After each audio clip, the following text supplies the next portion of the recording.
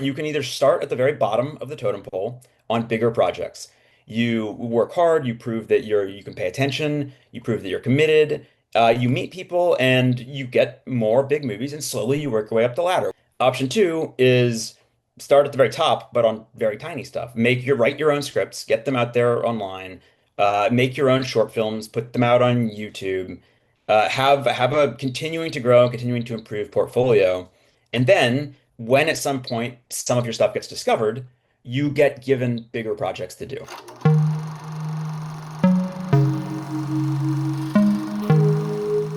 This is David Bush on my left screen, and he and I worked together recently in New Orleans on a project called Motion. So I wanted to invite him on our show to get into the nitty-gritty of what does it take to work on film sets and what kind of jobs are available to people starting out and also veterans.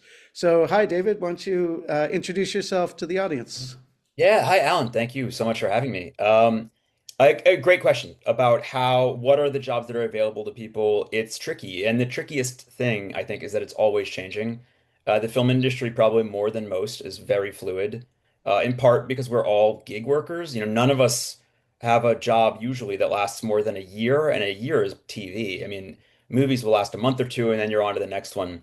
So the landscape of any given city or just the industry at large changes all the time, which I think makes it hard for people to give a prescriptive like here's how I got in and therefore this is how you get in. Because 5 years ago in New Orleans where I live and mostly where I work, there were a dozen shows at a time. And if someone wanted to be a script supervisor, which is the on-set job I frequently do now, I would tell them, great, like come intern, get on a short film or two, and there are movies here that need script supervisors. Now in New Orleans, there's three or four movies, and there's 10 experienced script supervisors, so it's hard to find a new spot in. That said, I think the way I got in, just like the broad picture of what I did and what I tend to prescribe to people who are looking for advice, there's two ways, assuming you want to be a director or an actor or a DP, assuming you want to be a department head of solid, of larger scale movies, there's two ways to get there. Aside from being the son of somebody famous, which is I dropped the ball on that one. And the two ways are you can either start at the very bottom of the totem pole on bigger projects. You find your way in as an intern or a background actor or a PA in some department on a whatever big movie comes to town or is nearby. And the advantage of a big movie is they typically hire a lot of people. They hire a lot of day players to come in for a day or two. The bar of needed experience at the lowest level on a bigger movie is lower. So you get in on the lowest level on a big movie. You work hard, you prove that you can pay attention, you prove that you're committed, you meet people and you get more big movies and slowly you work your way up the ladder, whether that's as a PA to an AD, which is the beginning of my time on bigger sets, or if you move into the grip department, you have from a grip to a best boy to a key grip. Camera, same thing. And most departments are hierarchical. That's option one. Start at the very bottom on big movies, work your way up. Option two is start at the very top, but on very tiny stuff. Write your own scripts, get them out there online, make your own short films, put them out on YouTube, have a continuing to grow, continuing to improve portfolio. And then when at some point some of your stuff gets discovered, you get given bigger projects to do. I mean, this is the Mark Duplass approach, Robert Rodriguez. It's a lot of people start with, $100,000 or even smaller short or micro budget feature, then they get $1 million movie, then they get a $5 million. So those are the two avenues. And my recommendation and what I kind of did is do both at the same time. Is get in on real sets. If only because you want to meet people and you want to learn more about how a real set functions. And at the same time, in your free time, write what little stuff you can. Just shoot little stuff on your phone, get it out there. That way, when someone on a big set asks you what you want to do, and you say, I want to direct, or I want to DP, or I want to write, and they ask you, have you done anything? The answer isn't no, but I'm sure I could. The answer is like, yeah, I've got some stuff I could show you. So that to me is kind of the best way in. Kind of attacking from two fronts just doubles the likelihood, if it more than doubles the likelihood that one of them is going to work.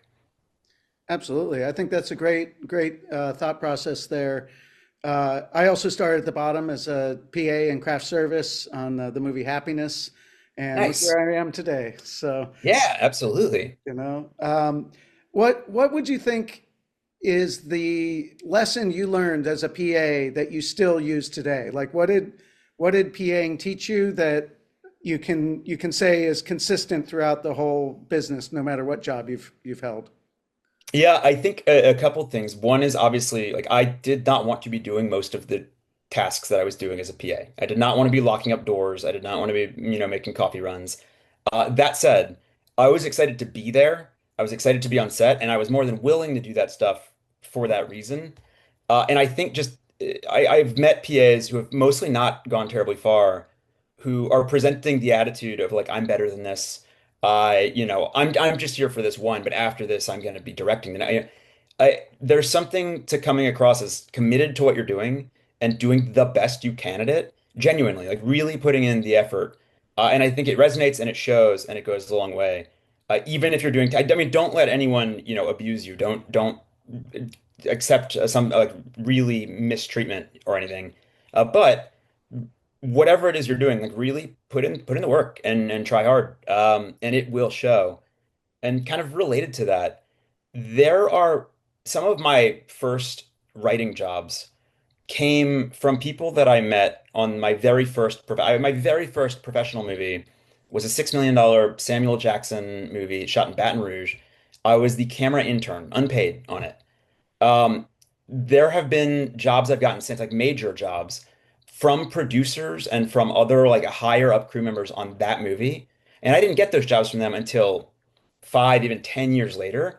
But it's amazing how long the memory of people for people they've worked with is, and how far just running into someone you didn't interact with much on a show, 6 years later, all of a sudden you're best friends because you recollect about this thing.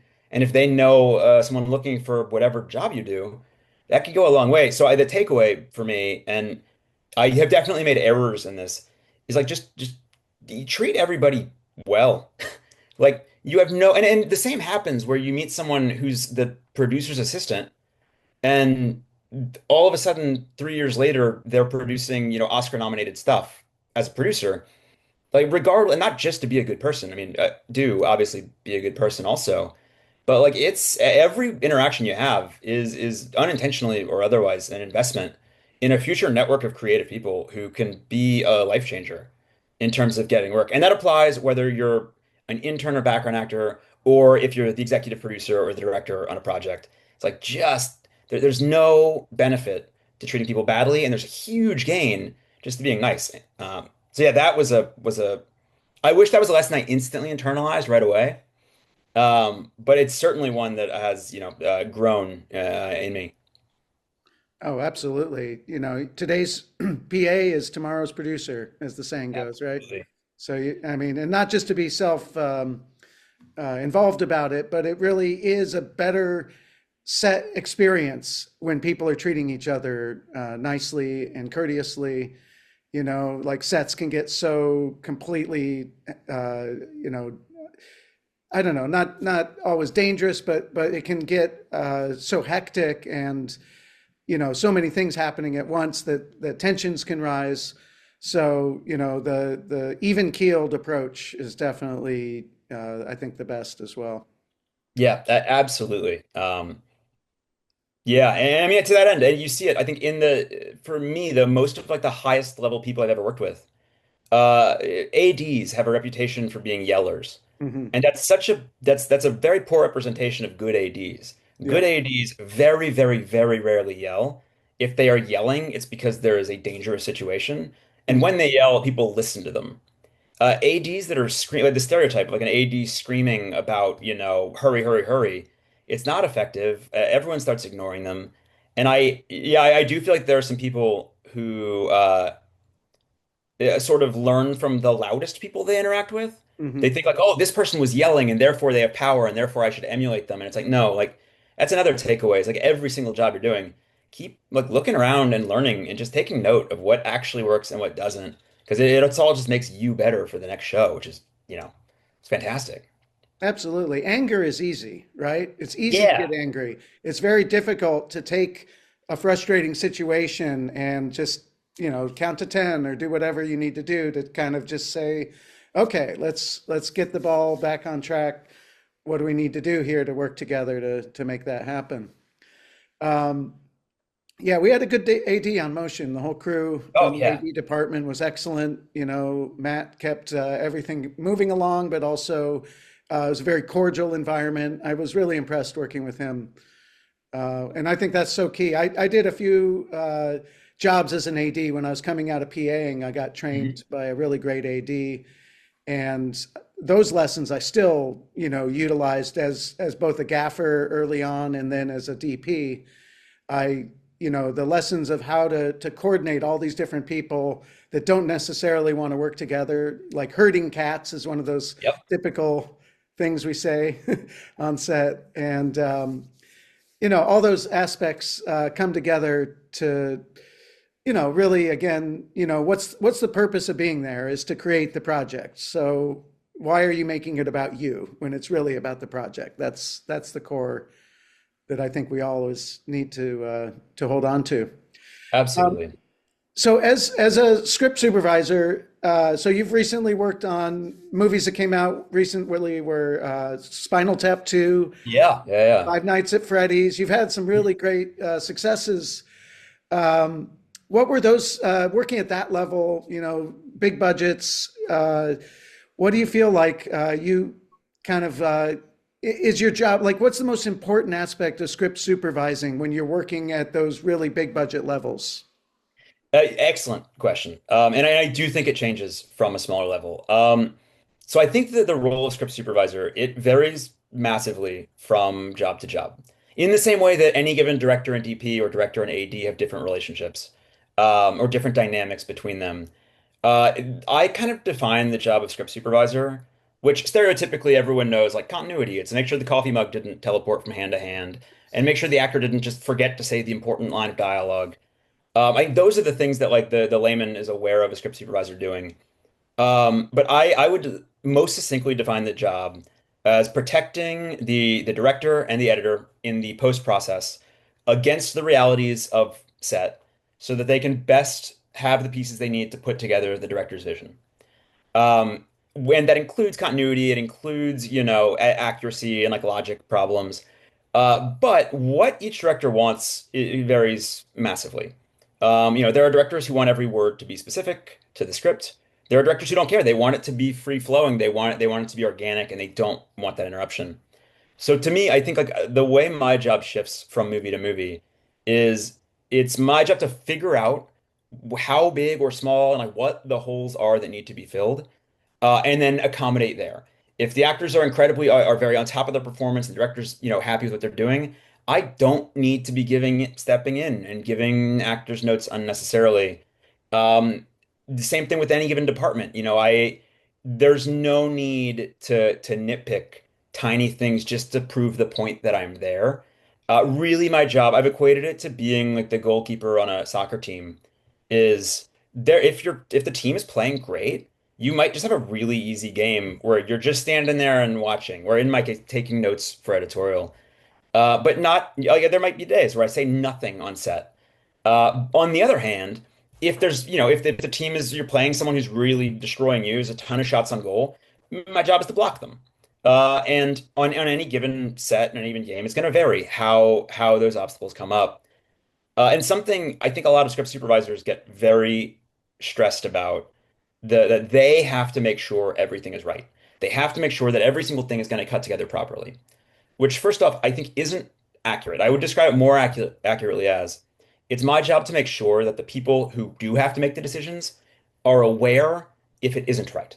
And I say right. That plenty of directors, plenty of great movies have deliberate continuity errors, or they just didn't care. I mean, famously, like Stanley Kubrick jumps the line all the time. Plenty of directors do. It's not my job to say, hey, this is wrong or this won't work. It's my job to say, so we're jumping the line. Or so his sleeves were rolled up in the last scene.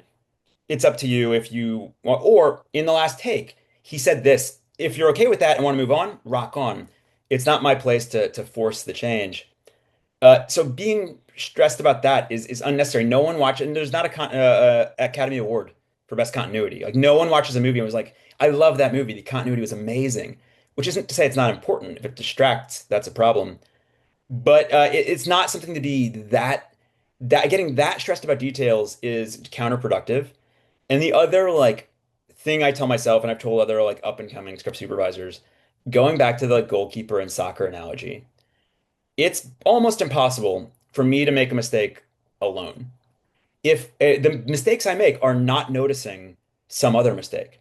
So, and again, the soccer analogy, like there can't be a shot on goal unless they've made it past the defense. Then, of course, I still want to block the shot. But if I miss it, it is not. I've seen people get really hurt and mad at themselves. And like, of course, do your best and try to block everything. But at the end of the day, it's a collaboration, and there are collaborative errors too. And then you work to fix it. There's no point. No point getting angry. There's no point getting, totally stressed and demoralized. So cycle back to just the question of like, what is the key part? On a larger film there tends to be larger departments. They have a lot more people in them. There's longer prep. They're a lot more prepared. Hopefully, it's not always true, but everything has been discussed extensively. So there's a lot less likelihood of just sloppy errors. There's far less likely to be like, oh, whoops, we forgot and put them in the wrong outfit on a larger show.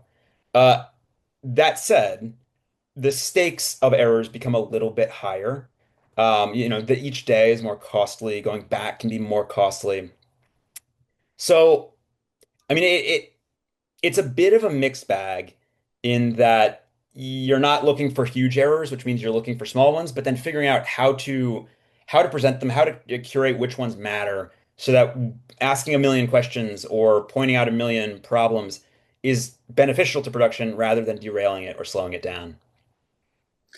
Yeah, I think that's great answer. What you've really reminded me is why I liked working with you so much is that, when we were working together, we had our director was Tim McCann on Mhm. motion, and Tim McCann loves to break the line. He loves to put the camera in weird places or, really try to find something interesting that he hasn't seen in dozens of other films, right? So his primary goal as a director, besides telling the story, is really what hasn't been done a million times or what might be fresh and interesting. How can we make this kind of stand out in some way, maybe get some attention or find the best way to capture this. So I feel like I've worked with a lot of script supervisors over the years. One even started yelling at me at one point, just in the middle of shooting, just because he didn't like how I was shooting. I was getting a bunch of different shots. The actors were doing all this crazy stuff, and I was just shooting. And he was like, "We won't know what it is."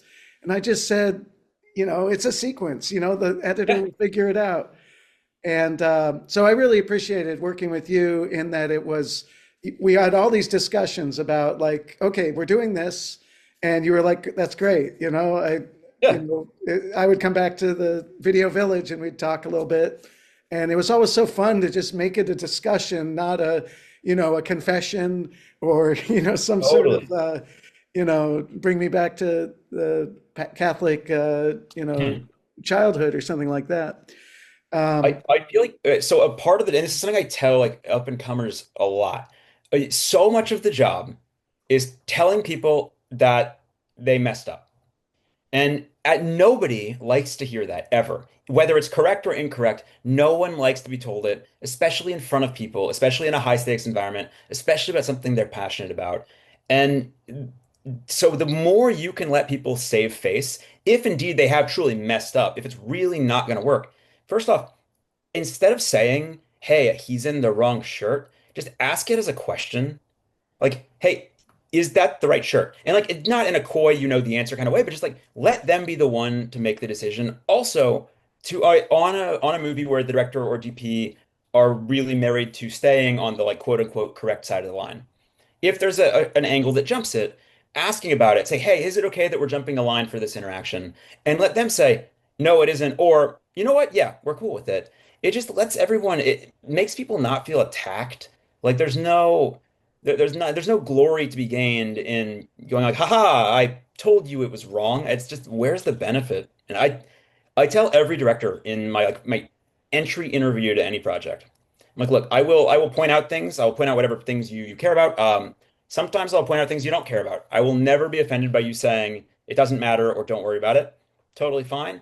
I'm never gonna argue with you about it because my name is not on the poster and I don't have to sit in the editing room. Mhm. If you're wrong, that is 100% you have the privilege to be wrong. Like, yeah, you're sitting in that chair. At the end of the day, you're going to be the one having to figure out how to make it work if indeed you're wrong. And if you're right, rock on. Good for you. Either way, like the stakes for me are relatively low. Absolutely. Like, yeah, just you got to know your place or got to know the importance of Hmm. what we're doing. Like as a DP, like I'm very conscientious of like maintaining continuity of lighting, for example, shot, reverse Sure. shot, or from a wide shot going into close-ups. But I also know, like, okay, I'm not going to make actor's close-up look terrible just because the wide shot didn't look perfect, right? You can always, gussy it up a little bit, add some diffusion, use a better lens, whatever it is that helps make them look their best or sell the emotional impact of the moment in the best way possible. So for sure, movies are made out of cheats, right? There's no such Yep. thing as not cheating when you're making a film. Right. So yeah, I mean, when people get all upset about these things, it really, I find it quite hilarious. I So think, let's, oh, go ahead. oh, so I think that's part of why the director's job is actually hard. And that's why they like make the theoretical big bucks if every department had their way, like everyone there wants their craft to be perfect. And they know what perfect for them looks like, and they know what's wrong when there's something wrong with their costume or their makeup or their lighting, or everyone wants it to be perfect. And unfortunately, for most of us, reality prevents it from being possible to have everyone's stuff always be perfect all the time. And unfortunately, the director and or potentially producers are the ones in the position to have to say to craftsmen who are really proud of their work, I know, but this we need to move on. Or I know this take wasn't the best for you, but we need to use it for these other reasons. And that sucks to have to do that. Like it does, because for the most part, people are genuinely, fighting for their tree. But the director's got the whole forest and has to do that kind of frustrating thing of saying like, yeah, I'm sorry, but in for this one, we don't have time to get this rim light that you wanted, or we don't have time to do a touch up on the. And so I respect that aspect of the difficulty of the job. Absolutely. So, speaking of directing, you've Hmm. managed to direct many movies. IMDb has 9 films, many of them features. So, recent ones look like Half-Lives, Hmm. sort of bunker madness, cabin Yeah. fever kind of film. Maybe a little bit inspired by COVID and being stuck together in COVID. And also, more recently, you've got Viridian, Hmm. which is like a literal cabin movie. It looks like Yeah. out in there. Would you mind sort of like bringing people into how you managed to kind of get to that point of directing? Was it producers you'd worked with before, or was it your writing that brought you to those jobs? How did you get the ball rolling there? Yeah, absolutely. The like condensed version of the long story is I came into the industry as a PA and an AD, almost immediately ADing stuff. Stuff that I was not qualified to be ADing, and it's a miracle people did not get hurt. But then I knew I taught myself how to script supervise. I was watching script supervisors. I knew I wanted to direct, and I said I wanna have context on. I want to hear what the actors are saying. I want to be involved in the coverage conversations, and I don't want to be involved in conversations about whether or not the vans are going to be on time for lunch. I was like I want to be in the creative practical side. So I was lucky enough to switch into script supervising on some low budget stuff, and then I did that a lot.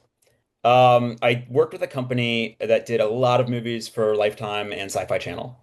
And what happened was I was increasingly like I understood coverage, I understood blocking, I understood how to work with a lot of different facets. Some of the producers saw that I was to some extent ghost directing quite often. And at some point they came up and they said, "Hey, do you want to cut out the middleman and like direct a Lifetime movie?" So I inherited this. It was a script that I had not, I knew nothing about it. I knew nothing about Lifetime movies. But I ended up doing 2 Lifetime movies, both tiny movies, but on tight budgets. But they went well. I don't think they're masterpieces by any means, but I'm very proud of with the casts and crews and myself. accomplished within the constraints we had. And Lifetime was happy, and they did fine, which is great. Meanwhile, I was still doing a lot of script supervising as a way to, continue learning, continue seeing how other directors work. And of course, it pays, which is wonderful as well. But at some point, and this is pre-COVID, a guy I had known when I was a PA and he was a locations assistant, maybe, reached out and he said, "Hey, I've gotten into producing. Do you have any scripts that we could shoot for under $500,000?" And I said, "Yeah." And this whole time I'd been writing just a ton of stuff on the side. So I told him, I said, "Yeah, I've got, a bunch of projects." I sent him a bunch of scripts. Didn't hear from him for 2 years. 2 years later, he calls back and he says, "Hey, so I read the scripts you sent." I said, "Which ones?" He said, "All of them." And it was a lot of scripts. It was like 9 projects. And he said, all of them. The one I really want to do is Half-Lives." I said, "Great." And at the time, I think I'd sold an option on it and then it had lapsed. And then I'd almost sold an option on it again. I'd written it a while before based on a novella that just a friend of mine had written. Um, and he says, "I want to do Half-Lives." I said, "Okay, great." And he had a lead actor. He's buddies with Fran Kranz, who ended up playing a lead in the movie. Very talented actor.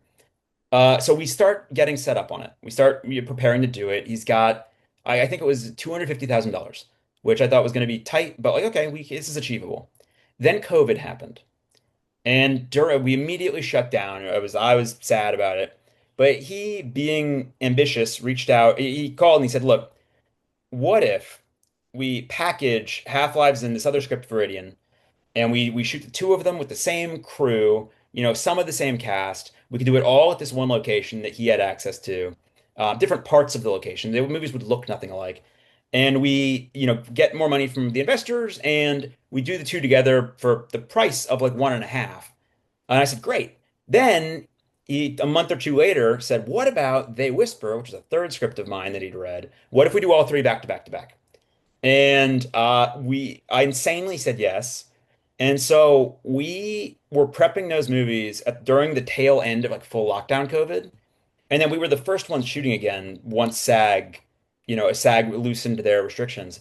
So we shot those three movies for, I think, less than $800,000 total, back to back to back, right coming out, like right as like the testing had become a thing. COVID protocol was very shifting. And we shot them in, I think, 33 days for the three movies combined, which was again absolutely insane, but a real blast. Like it's a really fun, crazy time at this compound where we managed to cobble them together.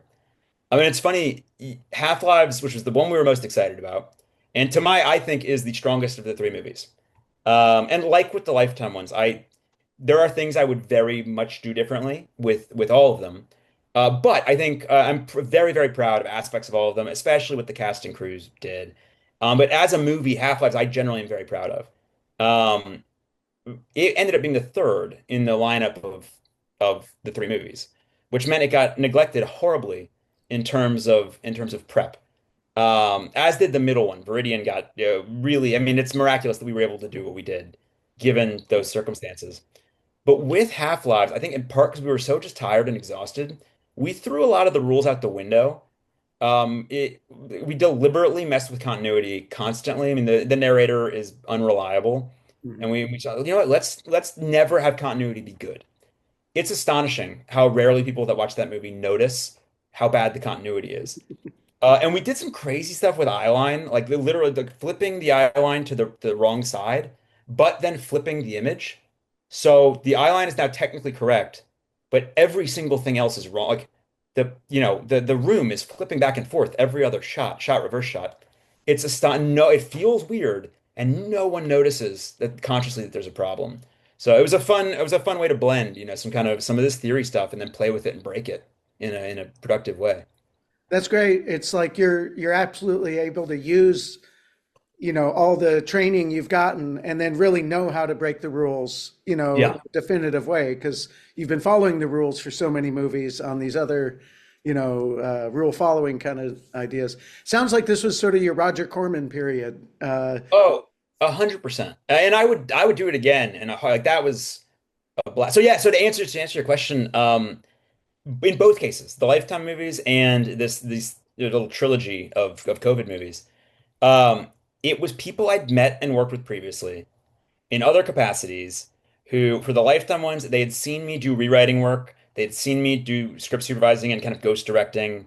I'd never said to them, hey, I really shouldn't be supervising this. I just was doing the work. And they saw it and they said, hey, we want you to do this. And not as a favor to me, they wanted it because they thought it would work out for them. And it Yeah. did. You were And an then, efficient director. I mean, they could yeah, see that you would not waste their money. Like that's the exactly. primary thing. If someone's going to risk, funding a movie, they want to know the director's not going to drop the ball or have a nervous breakdown and I think it's also great to be able to direct and not have it be your 20-year masterpiece like Megalopolis or something where Right.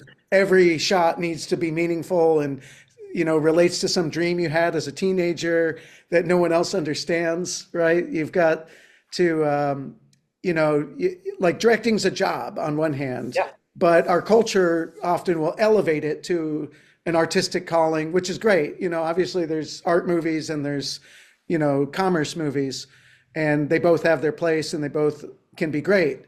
But I feel like when I directed my first feature, it was a script that came to me. It wasn't my passion project, and I made it my passion. But in that process, it was in some ways easy to direct because it was, you know, I had these great writers that had written it, actors. It was all kind of ready to go. They just needed a director and DP, and I fit that kind of double bill. So, and it was really an incredible experience and changed how I shoot as well, coming Yeah. back to cinematography after directing something and editing it and bringing it through the festival process gave me a new kind of line of thinking about how to be a DP. And do you find that too now? Like now that you've directed all these movies, when you're script supervising, you're just not like trying to backseat direct, or like how does it feel as a like? Do you say, okay, I'm clocking in. This is my job for today. I don't need to save the world with this movie. Sort of. I mean, I feel, in fact, I aggressively anti backseat direct. Like I think a lot of script supervisors do can overstep and can or even they're not overstepping, but like we're all, artists and the stakes are high and we have egos and we are to some extent fragile and like it's easy to like feel like, oh shit, why am I being slighted by this person? Is this person making me look bad in front of the people that pay me to like it's so risky. So I think a lot of times script supervisors and for that matter, DPs or directors or stunt coordinators have ideas and they're trying to do the best of their job, and directors get sensitive about it. And there's especially with this myth that David Fincher, talented though he is, has been kind of at the forefront of like the director should be in control and should know how to do everything and make every creative decision. It's really easy to see people, script supervisors in particular, because they're sitting next to the director giving notes, uh, ruffle a director's feathers. And even if it doesn't become antagonistic, it's just stressful and it's counterproductive. I really aggressively try to never do that. Like I never, well, I mean, I've told people if a question starts with, wouldn't it be cool if, that's not a question that it's your place to be asking. Like it's a collaborative art form. We all want it to be great, but yeah, don't make the director feel like you're a combatant. Um, yeah, and so to that end, when I on set, like I'm still very focused and dedicated, and I'm not like, oh, whatever, that today I just gotta, cash the check. But the requirements are very different. It's like I want to focus on the little technical stuff so that the director doesn't have to. And I'm not going to invest myself, frankly, in caring about like performance choices by the cast unless they're technically problematic. Um, and I think both jobs have made me considerably stronger at the other. As a script supervisor, I know what I, as a director, want from a script supervisor, and I know what annoys me. And again, there's plenty of directors who are very different from me and want different things, but I think it has helped me realize, you don't have to be reminding everyone that you're there all the time. You don't have to be changing. You've still done your job, even if you didn't change anything that went on, film today as a script suit. And the flip side is true too. I think as a director, I think I communicate with my script supervisors. Very well. People ask, like, so do your script supervisors, they have to be really on it, on top of everything? I'm like, no, no, the opposite. Like, there's certain things that I appreciate them being really on top of, but I get why they're doing what they're doing, and I appreciate it. Absolutely. Um, so, in terms of your writing work, are there any kind of inspirations that you want to share with anyone trying to finish their first script or second or third even? Yeah. Any books that you find helpful or any kind of writing advice you've come across or your own work? Yeah, absolutely. The biggest advice is just plow through it. Is just get through it. I know so many people who get stuck. I want to be a writer, but I just can't finish this project. I'm stuck at Act Two. I'm like, okay, write the bad version. Like the biggest part of being a writer is not having finished a project. It's continuing to write. And the best way to increase your odds of finishing the next script is to have the confidence that you know that you can finish a script.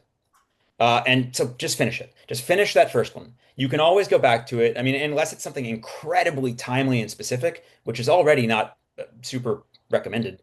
Like it's got a shelf life. It's not gonna expire. You can always go back and fix it later. Write it and then put it aside and write the next one. And like, yes, I'm all for like I'm a huge fan of structure. I'm a huge fan of plotting. I pre-plan most of my projects pretty thoroughly. Like I want to have a thorough outline. And the books I would recommend are mostly kind of the obvious go-tos. Yes, they're kind of Mad Libs and kind of maybe overly prescriptive, but Sid Field screenplay, Save the Cat recently is super popular. The Robert McKee's story, they're all wonderful, but they shouldn't be treated like your script better be exactly this or it's bad. They're just helpful ways to get you out of, to help, go to a chiropractor for your script and go, here's why it's not quite, maybe I should try this. But yeah, so my thing is just uh, write as often as you can, write as many things as you can. With these three COVID movies, this buddy reached out and said, "Hey, do you have anything that can be shot for under $500,000?" I was like, "Yeah, I have 9 things," and I hadn't written those all in the past, year. Some of them were a decade old, but again, you pull it out, you brush it off. You often realize, oh my God, like when I wrote this, I was so sad that no one would read it. And I thought, how come everyone hates me? And what is wrong with like me as a person that no one will accept how genius my script is? And then I read it 5 years later and I go, oh my God, I sent this to people? Like this is there's good stuff in here, but wow, it needs work. There's just so much value in that. And there's this sense, and it's a stupid, stupid sense, that if you're writing and it doesn't get made, or it doesn't get read or bought or whatever, it's a waste of time. And that's so counterproductive for a bunch of reasons. One, it's practice. Like again with a sports analogy of like would you say that like a football player, playing a scrimmage is a waste of time because they're not scoring any like league touchdowns? No, they're improving as a player and that's how they play the game better. A marathon runner, you completed a marathon, that's amazing. You shouldn't expect to now be in the Olympics or to win gold on your first one. Go run a whole bunch more marathons. You're getting better and they become portfolio pieces. So when somebody calls you, I mean, right now, most of the writing work I do is producers who I've met in the past reach out and they say, "Hey, I've got a client, or so or me, I've got someone who wants this kind of movie. They've got this story that they want to adapt into a movie." And the follow-up question from them is always, "Do you have any samples that we could show them that are similar to that?" And my answer is almost always yes. Like I'm happy to send over a, like kids puppet comedy or happy to send over a, a haunted house, whatever. All those things you've written, like not only are you improving massively, but also they stay. They're still valuable assets. So yeah, that's my biggest thing is like so many people get demoralized and they go like, "Oh, I finished a script and I felt really good about it, and now no one will read it, and I think it's because I'm a man and we want diversity, or because I live in Louisiana and you have to live in California, or because I'm, too young and they want someone with experience." Okay, that might be true, and if so, that sucks. But you can't change those things. So instead, just keep writing. Just write another one, write another one, write another one, and you will. It's just that kind of letting that feeling like you're out of control, like you don't have control over your own career, is super demoralizing. Just keep writing through it. It's kind of my huge push. Absolutely. No, I think that's a great thing. And if you're say not a writer, maybe you're trying to become a DP or a director, like there's never been a better time to be doing your own work, for cheap, right? Yep. And just practicing and typing doesn't cost much more than time and effort as Right. cinematography. You could even shoot on a phone, you could shoot on a small DSLR or mirrorless camera. Hmm. There's no excuse other than, not doing it. So, Absolutely. I remember when I was starting out, I was trying to go from being a gaffer to being a cinematographer, and no one wanted to trust me. They were like, "Oh, Alan, we love your lighting so much." A producer said this to me at one point. Just stay gaffing. And I was like, "No, I want to be a DP." And it was very demoralizing, but I just kept chipping away, even though this was like the mini DV era where all Sure. that stuff looked awful. So I was like, as a gaffer working on movies on 35 or maybe early HD movies, but then as a DP working on mini DV or even worse formats. And but somehow it's convinced someone to give me a chance. And that's how we got to do it, right? Is show ourselves, like you said earlier, show ourselves to be competent, a finisher, and also a pleasant human to be around. Yeah. All those things can add up to an opportunity that you don't expect, because opportunities never come when or where you want them, right? Like No.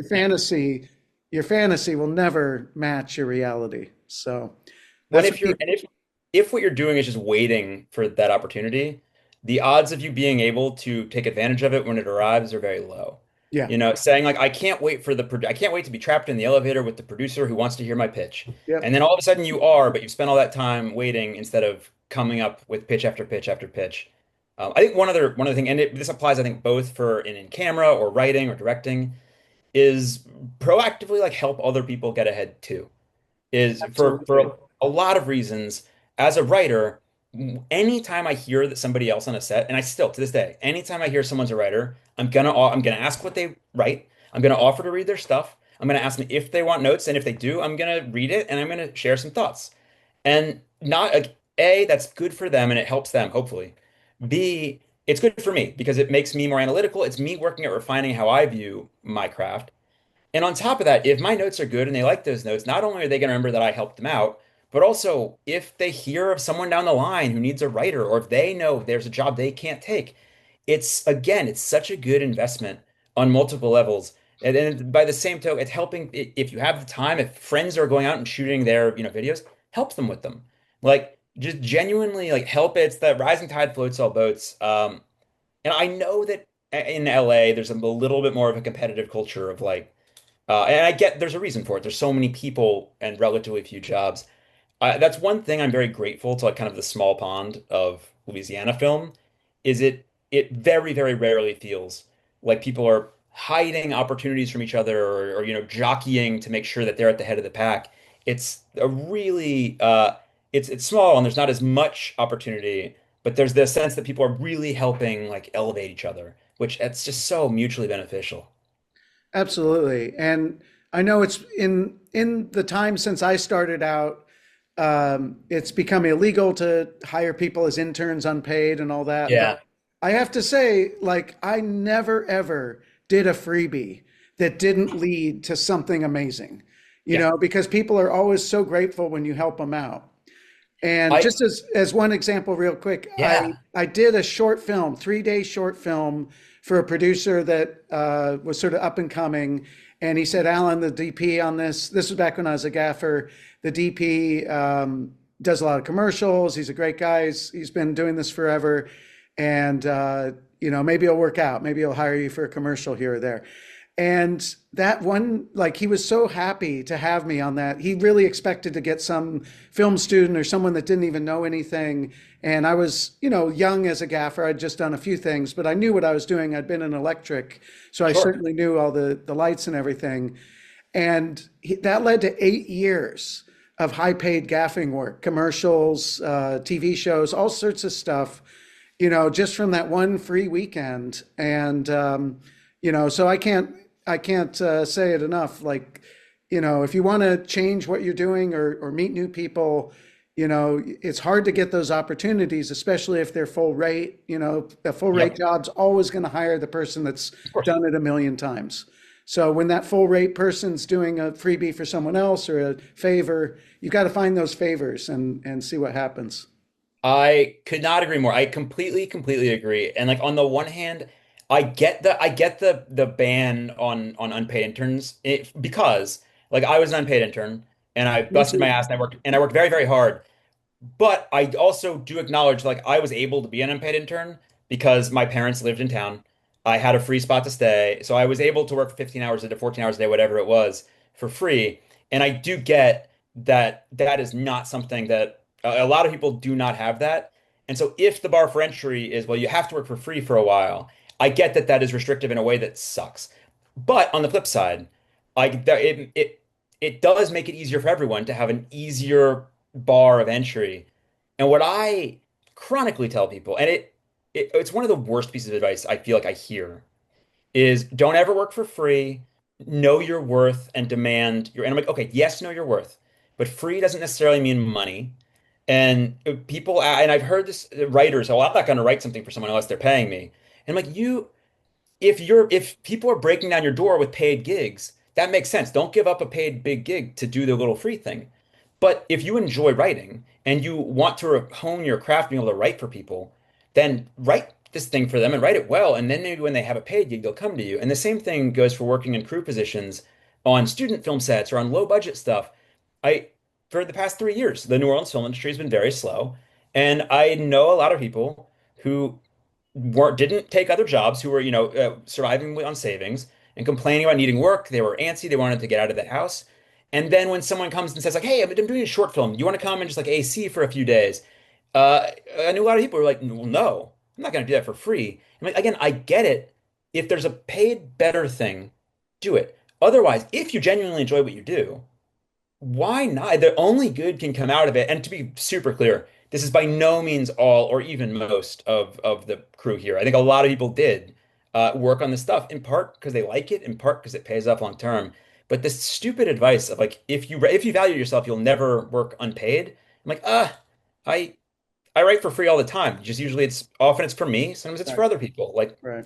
yeah, it's definitely an important step.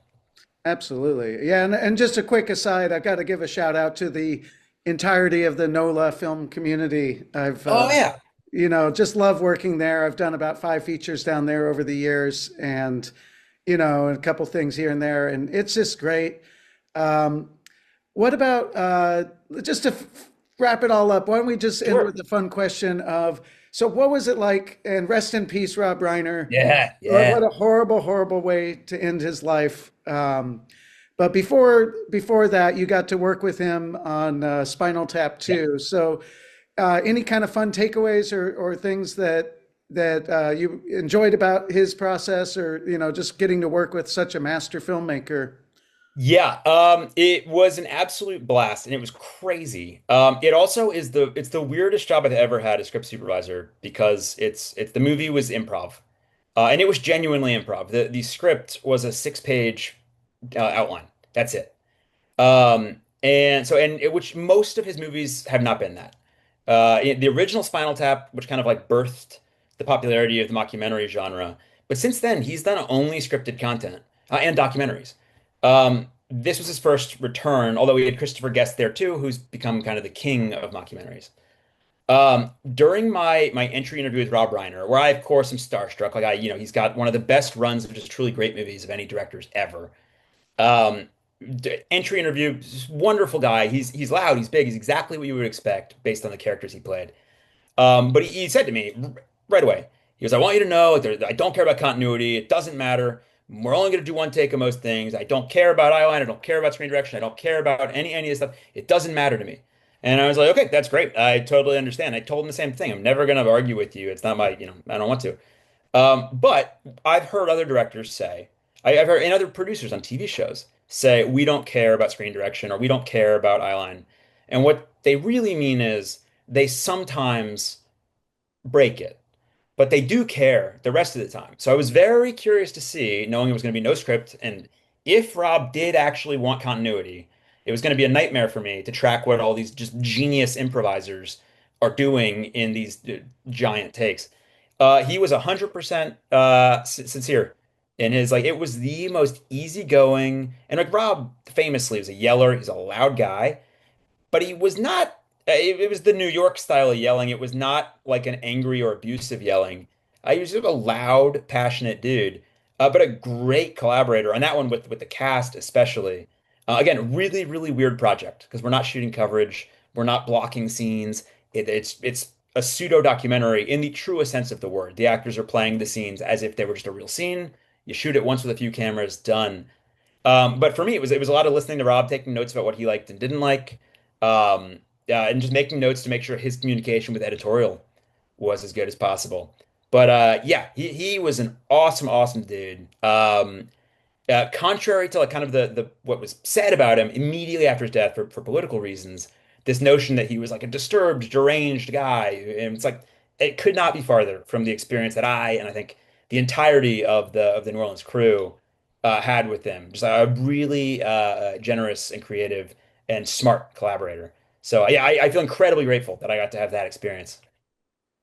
Yeah, it's really just amazing when you work with people that are just at the top of the game or just have had those kind of runs like The Princess Bride, not to mention Spinal Tap Sure. and so many of those 80s into the 90s era films. What was the one with the body? What was that called? Stand by Oh Me. yeah. So he had it was a 5 movie in a row thing of it was like Stand by Me, When Harry Met Sally, Princess Bride, Misery, and A Few Good Men. And Yeah. it's like that is 5 extraordinary movies. They're all wildly different genres, they're different tones, everything about them is different. It's like that is a like I don't know that Spielberg's ever had 5 in a row that were that varied and that just like universally loved. Hmm. Um, really impressive. And he's continued to act, and of course he was an activist as well. Like really just involved, energetic guy. Oh, absolutely. He's definitely missed and Yeah, it's a bummer. really terrible. Um, Well, thank you so much. I really, Of really course. appreciate getting to talk to you today and taking the time to speak to the youth of the new film generation. One of my favorite things is getting to, teach with all these different film students at various universities. And it's amazing that, like, on one hand, on the professional side, you see, these attitudes of people like, oh my God, is the film industry dead? Is it dying? Is it, all these problems keep happening? What's going on? And then I go to the classroom and everybody's like psyched about filmmaking. They're talking about their favorite movies. And you just realize that it is a cycle. It's always going to be a cycle. All of Hmm. life is a continuity of, birth to death, and that's why we have so many mythologies about, the cycle of life and all these things. So, it really is invigorating to continuously work with younger people that are, not yet jaded or not yet feeling, the weight of the world and can Yeah. still be in that kind of like when I make a movie kind of mindset and attitude. So, but thank you for sharing your thoughts and thank you for sharing everything. I also want to mention if anybody's interested, David has a really great quarterly Oh yeah. newsletter. It's at davidxbush.com. Is that correct? Yes, that's it. Thank you. Yeah, and I got to say, just as one last aside, I love it because he's been doing it as a James Bond theme. And the reason I'm in the film business is because of James Bond movies. My very first movie made in eighth grade was a James Bond movie called The Terror Twins. So that's what got me into filmmaking, and it's what led me through my whole life. So, well, what made you decide to do it as a James Bond theme? It was so I am shamelessly addicted to puns and wordplay, and I love like really esoteric jokes that are like especially long running callback jokes that are semi-arbitrary. This is going to be disappointing ultimately. Where this is going is so I'd written some of those just as like a broad email I was sending out to just people I knew. And then at some point, I built the website and put them on there, at davidxbush.com, and I needed some. They'd never had titles before, the titles that I was sending out were just these kind of snarky referential things. It's like another newsletter from David Bush. And I was sitting there, I was like, what do I do? Like, how do I thematically tie this together? And I was like, how have other like really long running franchises of things done this? Um, and I was like, I don't, and I was like, well, the only series that are big enough. I was like James Bond, but like they very much don't. There's not a continuity across their titles. And then I was like, well, if I'm gonna have a discontinuity, my discontinuity can be loyal to someone else's discontinuity. And just there's a part of me that just loves the absurdity of, having a newsletter come out that's like to only new or to newsletter once or something. It's just such a bizarre, and then usually like within the newsletter, each subject tends to kind of like segue or pun its way into the next. So I periodically will pun back to the meaninglessness of the pun of the James Bond um titles. But that said, I James Bond for me was early. Like I remember binge watching the like TNT or whatever it was Bondathons for like a day or two at a time. And I think Christopher Nolan, one of his first, he wanted like James Bond was part of I think On Her Majesty's Secret Service was one of the things that like made him want to become a filmmaker. So we're in good company. Great. Oh, that's good to know. I Yeah. hadn't heard that about him. And now the Odyssey coming out Oh soon. yeah, I'm Excited excited. about that. Yeah, I gotta say something I love in a filmmaker is when I see like focus and intent and just really like trying things. And Christopher Nolan, I do not love all of his movies, but I'm gonna see everything he does because he's clearly someone who is like putting in the work and being deliberate and trying things. So I am excited. I hope more of the kids you're teaching um go that route, do the work and then be bold, be ambitious. So I love it. Great to talk to you, David. I appreciate it. Awesome, Alan. Thank you so much. Absolutely.